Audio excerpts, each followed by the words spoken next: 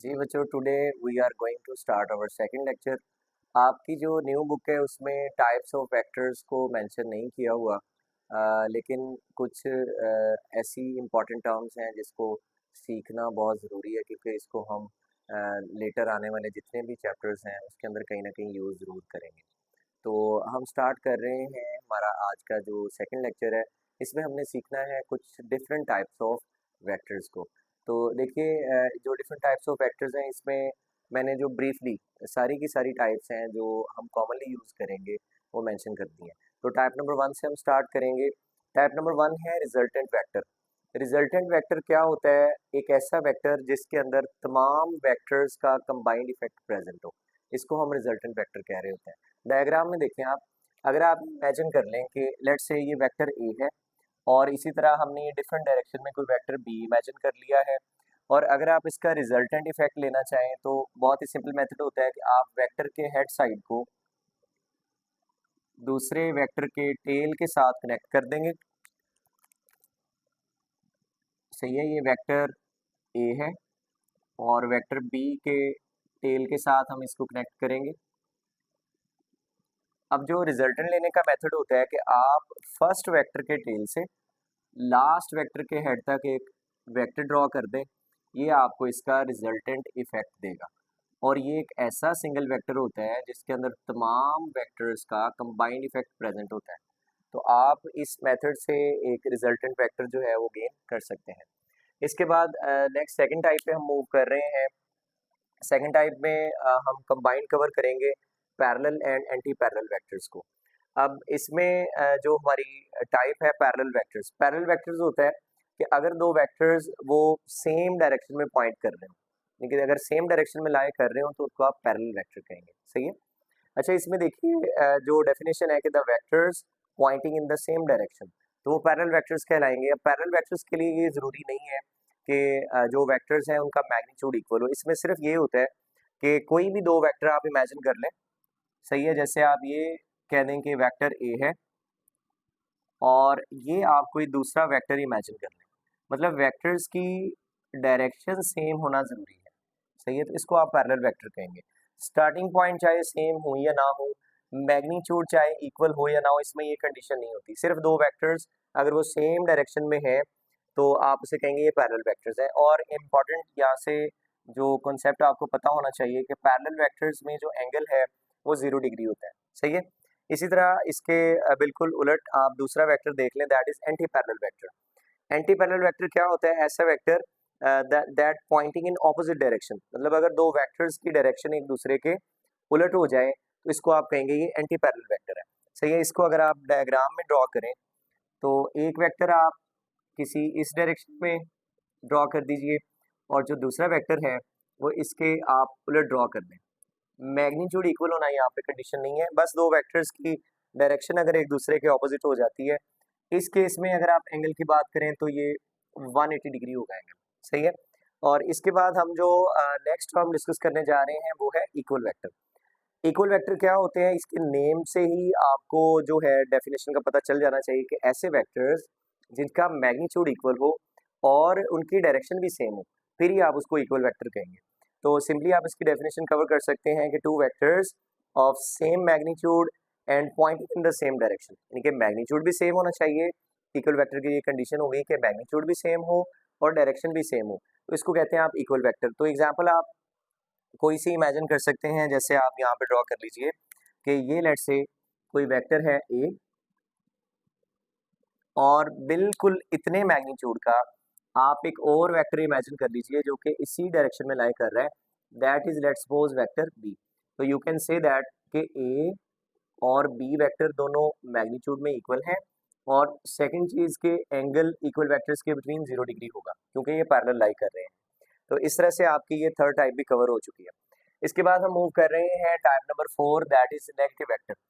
Negative vector क्या होता है? अगर आप कोई किसी स्पेसिफिक डायरेक्शन में कोई वेक्टर ले लें और दूसरा वेक्टर आप बिल्कुल उसके उलट ड्रॉ कर लें, तो वो एक दूसरे के लिहाज से, यानी कि एक वेक्टर अगर स्ट्रेट डायरेक्शन में आपने लिया है, दूसरा वेक्टर आप उसके बिल्कुल ऑपोजिट डायरेक्शन में ले लें, तो फिर जो दोनों वेक्टर्स होंगे वो एक दूसरे के नेगेटिव वेक्टर कहलाएंगे।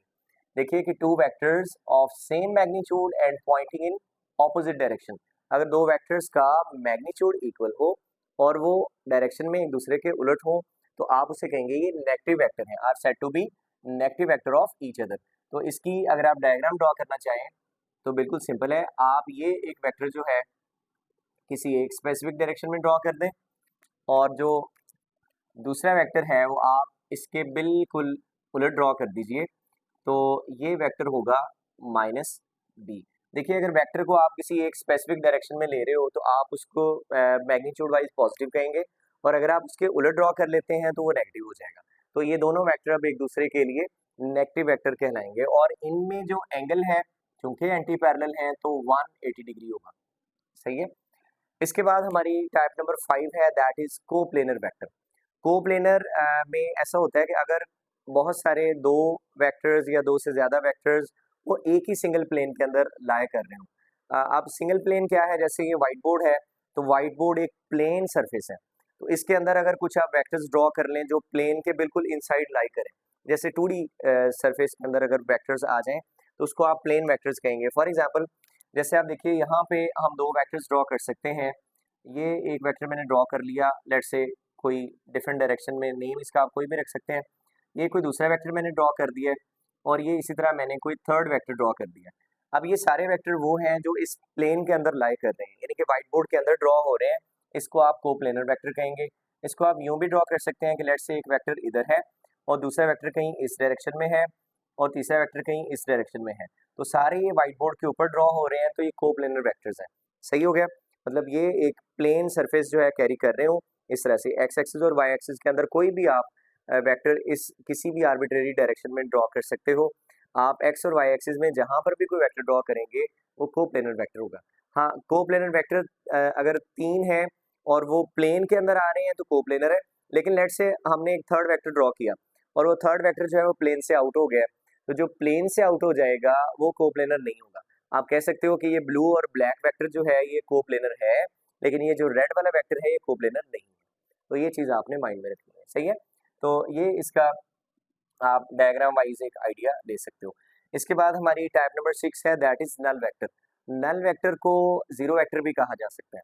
अब नल या एम्प्टी होना या जीरो होना ये आपको वेक्टर की डेफिनेशन प्रोवाइड कर रहा है। बहुत सिंपल डेफिनेशन है, आप इसको यूं कह सकते हैं कि अगर किसी वेक्टर का मैग्नीट्यूड जीरो के इक्वल हो, अब किसी वेक्टर का मैग्नीट्यूड जीरो हो जाएगा तो आप उसकी डायरेक्शन भी असाइन करनी पड़ेगी, क्योंकि वेक्टर में हमने पढ़ा हुआ है कि मैग्नीट्यूड के साथ डायरेक्शन भी होती है।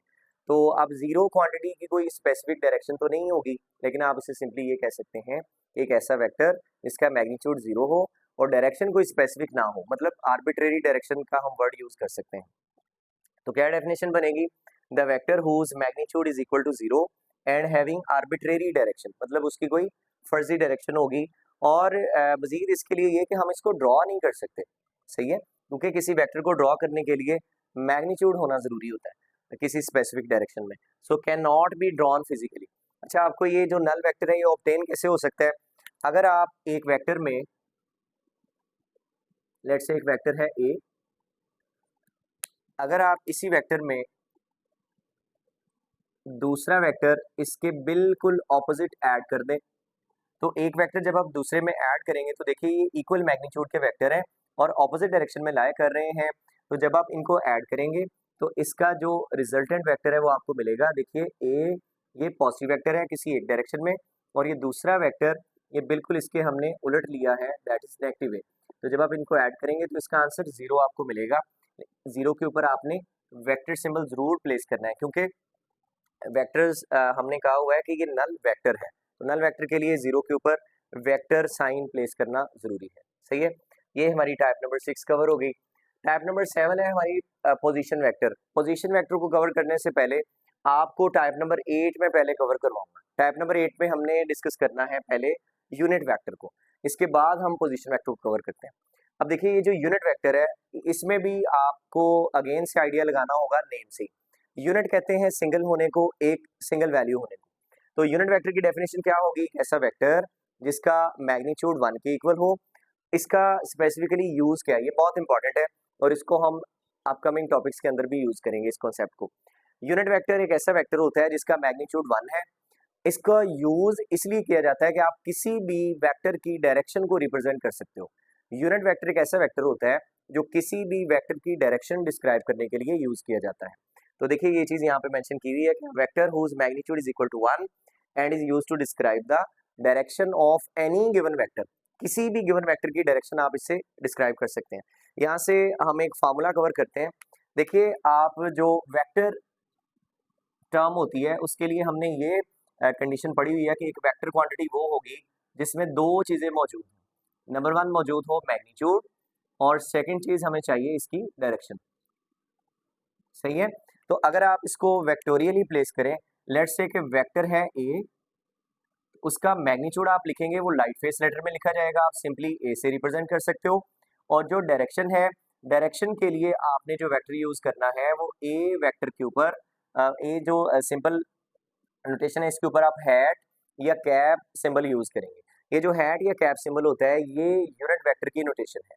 ये किसी भी वेक्टर की, मिसाल के तौर पे हमारा वेक्टर अगर ए है तो उसकी डायरेक्शन बताएगा। देखो मैग्नीट्यूड बताएगा ए और डायरेक्शन बताने के लिए हम ए हैट यूज कर रहे हैं। तो ये यहाँ से आपको यूनिट वेक्टर ट्रेस करने का फॉर्मूला भी मिल सकता है। अगर आप ए कैप को एक साइड पे रहने दें, that is a unit vector, तो ए साइड पे आगे डिवाइड हो जाएगा, तो you can simply write as A vector divide by its magnitude. अब ये तो हो गया कि यूनिट वेक्टर आप ट्रेस कैसे कर सकते हो। किसी भी गिवन वेक्टर का यूनिट वेक्टर आप इस फार्मूला से ट्रेस कर सकते हैं अगर आप उस वेक्टर के मैग्नीट्यूड को उस पर डिवाइड कर दें, यानी कि वेक्टर को उसके मैग्नीट्यूड पे डिवाइड करने पे आपको यूनिट वेक्टर मिल जाएगा। अब ये यूनिट वेक्टर की अगर हम टाइप्स की बात करें तो यूनिट वेक्टर की 2 टाइप्स हैं। सही है। सबसे पहली जो टाइप है उसको हम कहते हैं स्पेसिफाइड यूनिट वेक्टर्स। स्पेसिफाइड वो होते हैं जो स्पेशली हमारा जो डायरेक्शनल सिस्टम है, जैसे एक्स एक्सिस, वाई एक्सिस और जी एक्सिस, 3 डायमेंशनल सिस्टम, तो इसमें डायरेक्शन डिस्क्राइब करने के लिए जो यूनिट वेक्टर्स स्पेशली आप एक्स वाई और जी एक्सिस में जो यूनिट वेक्टर यूज करेंगे डायरेक्शन बताने वाले वेक्टर, उनको आप स्पेसिफाइड यूनिट वेक्टर्स कहते हैं। तो यहाँ पे हमने डेटा मार्क किया हुआ है कि use to describe the direction along X Y and Z axis. इसकी आप एग्जाम्पल पे कर सकते हो कि जैसे ये हमारे पास 3 डायमेंशनल सिस्टम है, इसको आप कह लीजिए एक्स एक्सिस, वाई एक्सिस और जी एक्सिस। अब देखिए यूनिट वेक्टर का हमने जो कॉन्सेप्ट पढ़ा हुआ है कि ऐसा वेक्टर जिसका मैग्नीट्यूड 1 के इक्वल हो। तो देखिए एक्स एक्सिस में वो स्मॉलेस्ट वेक्टर जिसका मैग्नीट्यूड 1 के इक्वल है, that is used to describe the direction of any given vector is I cap. सही है। इसी तरह वाई एक्सिस में वो वेक्टर जो डायरेक्शन डिस्क्राइब करेगा वाई एक्सिस में किसी भी वेक्टर की और उसका मैग्नीट्यूड 1 के इक्वल है, वो जे कैप है। इसी तरह जी एक्सिस में डायरेक्शन बताने वाला यूनिट वेक्टर जो आप यूज करेंगे वो के कैप है जिसका मैग्नीट्यूड 1 के इक्वल है। तो आई, जे और के स्पेसिफाइड यूनिट वेक्टर्स कौन कौन से हो गए? आई, जे एंड के यूनिट वेक्टर। तो एक्स एक्सिस, वाई एक्सिस और जी एक्सिस में आप इसकी डायरेक्शन किसी भी वेक्टर की डिस्क्राइब करने के लिए इसको यूज करेंगे। अच्छा, जो सेकंड टर्म है वो है non specified unit vectors. Non specified unit vectors क्या होंगे? ऐसे वेक्टर्स जिन जो स्पेसिफाइड यूनिट वेक्टर्स के अलावा भी कुछ वेक्टर्स हो सकते हैं जिनकी आपने डायरेक्शन बतानी होगी। मतलब एक्स, वाई और जी एक्सिस के अलावा भी तो कोई वेक्टर्स एग्जिस्ट कर सकते हैं ना। तो ऐसे वेक्टर्स जो एक्स, वाई और जी एक्सिस के अलावा हैं उनकी डायरेक्शन बताने के लिए आप जो यूनिट वेक्टर्स यूज करेंगे उन्हें नॉन स्पेसिफाइड यूनिट वेक्टर्स कहते हैं। तो यही चीज हमने यहाँ मार्क की हुई है कि unit vectors use to describe the direction of vector other than X, Y and Z axis. सही है। जैसे यहाँ पे आप एग्जांपल ले सकते हैं कि लेट्स से कि ये कोई वेक्टर है आर, तो इसकी डायरेक्शन बताने वाला जो वेक्टर है, देखो डायरेक्शन उसी सिमत में ही होगी ना जिधर वेक्टर चल रहा है। तो डायरेक्शन आपने जस्ट रिप्रेजेंट करनी होती है कैप या हैट लगा के। तो आर अगर कोई वेक्टर होगा जिसको आप पोजीशन वेक्टर कह सकते हैं, वो अभी हम पढ़ेंगे भी, तो इसकी डायरेक्शन बताने वाला जो वेक्टर होगा वो आर कैप होगा। लेट्स से इसी तरह ये ए कोई वेक्टर है, तो मैं कहता हूँ कि इसकी डायरेक्शन बताने वाला वेक्टर किधर होगा, तो आपने सिंपली इसी के अलोंग ही इसका यूनिट वेक्टर ट्रेस कर देना है। तो ये इसकी डायरेक्शन को रिप्रेजेंट कर रहा है कि ये वेक्टर इस डायरेक्शन में जो है मूव कर रहा है। अच्छा, ये हो गया जी कुछ चीजें। अब इसका यूज आप कैसे करेंगे? जैसे मिसाल के तौर पे आपने किसी पर्सन की लोकेशन बतानी है अलोंग एक्स एक्सिस। सही है। आप ये कह रहे हैं कि एक पर्सन वो 3 मीटर मूव कर रहा है अलोंग एक्स एक्सिस, सही है, डिस्टेंस कवर कर रहा है। तो अब एक तो ये मेथड है कि आप इस तरह से इंफॉर्मेशन प्रोवाइड करें कि 3 मीटर मैग्नीट्यूड हो गया और एक्स एक्सिस डायरेक्शन हो गई, तो फिर आपकी इंफॉर्मेशन कंप्लीट हो रही है। लेकिन यूनिट वेक्टर आपको ये एडवांटेज देता है कि आप बजाय इस तरह लिखने के, आप इसे सिंपली यूं लिख सकते हैं कि 3 ये मैग्नीट्यूड है, यूनिट अंडरस्टूड है, हम यहाँ पे मीटर यूज कर रहे हैं, और एक्स एक्सिस मतलब डायरेक्शन बताने वाला जो वेक्टर है वो आपने आई कैप यूज किया है। तो ये 3 आई कैप, ये जो सिंपल नोटेशन हम यहाँ पे यूज कर रहे हैं 3 आई कैप, ये वही इंफॉर्मेशन है जो ऊपर लिखी हुई है। ऊपर मैंने लिखा हुआ है 3 मीटर अलोंग एक्स एक्सिस, अब 3 आई कैप भी उसी को ही शो कर रहा है, मतलब 3 किसी वेक्टर का मैग्नीट्यूड है और आई कैप का मतलब होगा अलोंग एक्स एक्सिस। तो इस वे में ये एक सिंप्लिसिटी हो जाती है कि आप यूनिट वेक्टर्स को जब यूज करते हैं। अच्छा, अब हम मूव कर रहे हैं पोजीशन वेक्टर के कॉन्सेप्ट पे, जो कि हमारी लास्ट टाइप है। पोजीशन वेक्टर क्या होता है, नेम से ही आपने दोबारा से कॉन्सेप्ट पिक करना है। ऐसा वेक्टर जो किसी पॉइंट या पार्टिकल की पोजीशन या लोकेशन डिस्क्राइब करने के लिए यूज किया जाएगा, इसको पोजीशन वेक्टर कहा जाएगा। अब आप देखिए एक्स और वाई एक्सिस में, लेट से आप ये इमेजिन कर लें कि ये कोई पॉइंट या पार्टिकल है और आपने इसकी पोजीशन या लोकेशन बतानी है। तो उसके लिए हम जो वेक्टर ओरिजिन से, देखिए ये ओरिजिन पॉइंट है, ओरिजिन से आप जो वेक्टर यहाँ पर ड्रॉ करेंगे इस तरह का, जो इस P पॉइंट या पार्टिकल की पोजीशन बता रहा है, ये R वेक्टर होगा और इसको पोजीशन वेक्टर कहा जाता है। इसको आप यूं भी लिख सकते हैं कि जैसे लेट से एक्स एक्सिस के अलोंग अगर आप देखें तो कोई इसने डिस्टेंस कवर किया हुआ है, तो ए आप लेट से कह सकते हैं कि अलोंग एक्स एक्सिस इसने ए मैग्नीट्यूड मतलब 2 मीटर, सेंटीमीटर, मिलीमीटर, कोई भी यूनिट हो सकता है, 1 हो सकता है, कुछ भी आप डिस्टेंस यूज कर सकते हैं। अलोंग एक्स एक्सिस है तो डायरेक्शन कौन बताएगा, आई कैप। इसी तरह यहाँ से लेके यहाँ तक अगर आप देखें तो ये इस पॉइंट या पार्टिकल का अलोंग वाई एक्सिस आपको डिस्टेंस नजर आ रहा है, इसको आप कह सकते हैं कोई बी पॉइंट है ये, यानी कि बी मैग्नीट्यूड होगा, ये भी आप डिजिट्स में ले सकते हैं, और डायरेक्शन कौन बताएगा, जे कैप। तो अगर मैं आर पोजीशन वेक्टर लिखूं तो ये 2D में हम स्ट्रक्चर ड्रॉ कर रहे हैं, ये 2 डायमेंशनल सरफेस है, सही है। तो इसको अगर आप ड्रॉ करें तो देखिए इन 2D में जो पोजीशन वेक्टर है इसको आप लिख सकते हैं, देखिए ए कोई मैग्नीट्यूड है अलोंग एक्स एक्सिस और बी मैग्नीट्यूड है अलोंग वाई एक्सिस, तो बी जे कैप। तो इस तरह से आप ये पोजीशन वेक्टर लिख सकते हैं 2D में। और इसी का अगर आपने मैग्नीट्यूड लिखना है, ये हमने वेक्टर फॉर्म लिखी, ये वेक्टर फॉर्म है। मैग्नीट्यूड फॉर्म में अगर आप इसे लिखते हो, मैग्नीट्यूड ट्रेस करना बहुत ही आसान है। आपने सिंपल ट्रिक यूज ये करनी है, अगर आप किसी वेक्टर का मैग्नीट्यूड निकालना चाहते हो तो इसे आप लाइट फेस लेटर में लिख दें या आप बार्स लगा के भी लिख सकते हो। तो आई के साथ जो कंपोनेंट आपको नजर आएगा उसका स्क्वायर करना है आपने, जे के साथ जो कंपोनेंट होगा इसका भी स्क्वायर करेंगे और इसका स्क्वायर रूट। तो इस तरह से आप 2D में किसी पॉइंट या पार्टिकल की पोजीशन को डिस्क्राइब कर सकते हैं। सिमिलरली अगर 3D होगा तो फिर ये वेक्टर हमारा चेंज हो जाएगा, A I cap B J cap plus C K cap, सही है। तो के कैप भी आप यहाँ पे यूज कर सकते हैं। तो फिर यहाँ पे जो थर्ड वैल्यू अपीयर हो जाएगी वो ए स्क्वायर बी स्क्वायर प्लस सी स्क्वायर और इसका अंडर रूट। तो इस तरह से आपकी ये सारी टाइप्स कवर हो चुकी हैं। आप लेक्चर को नोट करने साथ साथ नोट ज़रूर किया करें, अपने नोट से ज़रूर डेवलप करें आप, इंशाल्लाह इससे आपकी तैयारी बहुत अच्छी हो जाएगी। अल्लाह हाफिज़ बच्चों।